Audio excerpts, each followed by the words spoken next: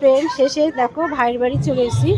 মাকে দেখো আসনে বসানো হয়ে গেছে, মার মালা সব গলায় পরানো হয়ে গেছে। মাকে কি সুন্দর লাগছে তোমরা দেখো, মাকে দারুণ লাগছে। মার ভিতর থেকে একটা জ্যোতি বেরোচ্ছে। সত্যি মাকে, মায়ের রূপের তো কল্পনা করা যায়, মায়ের রূপের তুলনা করা যায় না। মায়ের রূপকে নিয়ে আলোচনা করাও আমাদের ঠিক হয় না। এত সুন্দর মার জ্যোতি বেরোচ্ছে মুখ দিয়ে দেখো।